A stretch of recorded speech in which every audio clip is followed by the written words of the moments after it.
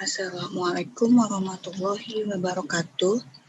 Hari ini kita akan membahas tentang dunia hewan, khususnya tentang Platyhelminthes, Nemathelminthes, dan Annelida.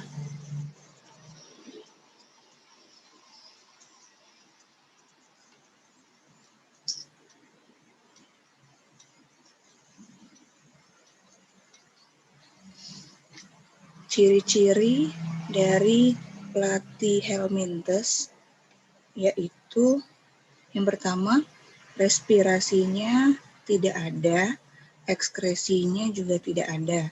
Jadi dia menggunakan seluruh permukaan tubuhnya.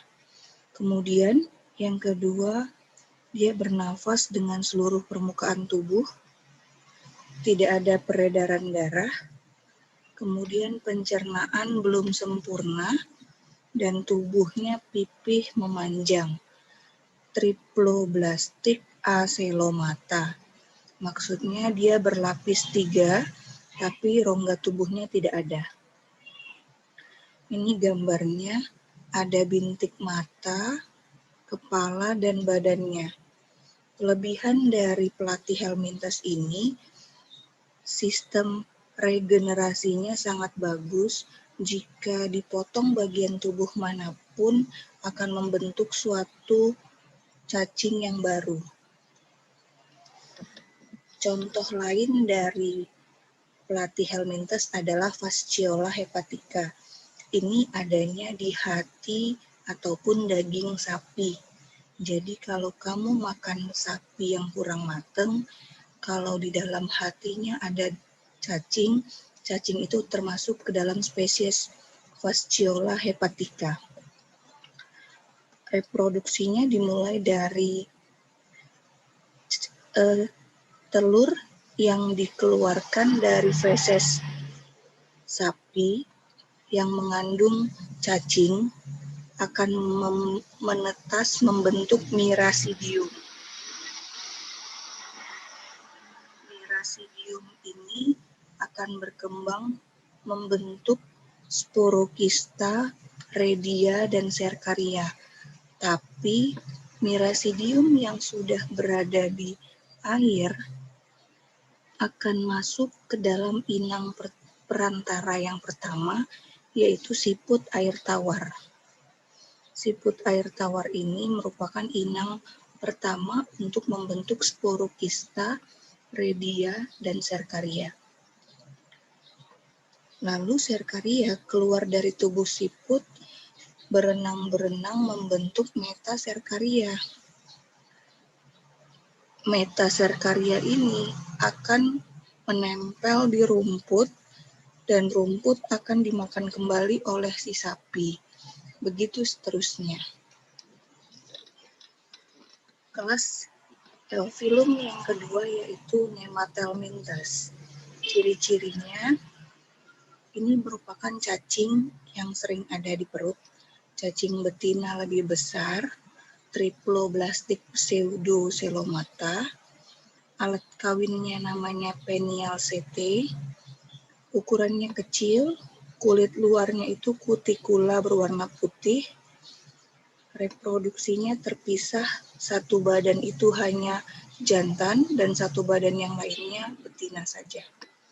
Respirasi dan peredaran tidak ada, sudah ada mulut dan anus. Gambar cacingnya seperti itu. Contoh dari Nemathelminthes, ada cacing perut pada manusia. Ini biasanya telur cacing ini akan keluar bersama feses jika kita tidak makanan yang higienis. Kemudian cacing betina ini lebih besar daripada cacing jantan. Yang kedua ada cacing tambang. Yang ketiga ada cacing kremi. Kalau cacing kremi ini hidup di usus besar manusia. Dia akan bertelur pada malam hari di anus sehingga menyebabkan rasa gatal. Kalau digaruk, telurnya akan menempel pada kuku. Jika telur tertelan lagi oleh makanan, kita autoinfeksi kembali sakit lagi untuk penderita cacing kremi.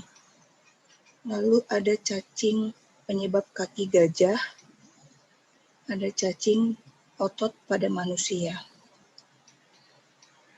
Berikutnya ada filum Annelida. Bagian tubuh cacing ini agak membesar di bagian agak pertengahan yang disebut klitelum. Sifatnya hermafrodit, satu badan bisa menghasilkan 2 alat kelamin, sel telur sama sel sperma. Ekskresinya pakai nefridia, klitelumnya itu nama alat kawinnya. Respirasinya menggunakan kulit dan insang, ditutupi duri-duri halus dan lapisan kutikula, tubuhnya simetri bilateral, dan pencernaan sudah sempurna. Gambarnya seperti ini, persis cacing tanah. Kelas-kelas di Annelida itu ada Polychaeta, contohnya cacing palolo dan cacing wawo. Ini biasa kita ataupun orang Manado ataupun daerah timur makan karena banyak mengandung protein. Kemudian ada Oligochaeta. Ini contohnya adalah cacing tanah yang berperan membantu aerasi tanah dan penyuburan tanah. Yang ketiga ada Hirudinea, contohnya pacet dan lintah. Oke, ini ada soal, kurang lebih ada beberapa soal. Silahkan ini dikerjakan di buku tulis, diketik boleh, ditulis soalnya dulu baru jawabannya, dan diupload di Google Classroom masing-masing. Deadline-nya minggu depan pukul 7 pagi. Terima kasih Ibu ucapkan. Wassalamualaikum warahmatullahi wabarakatuh.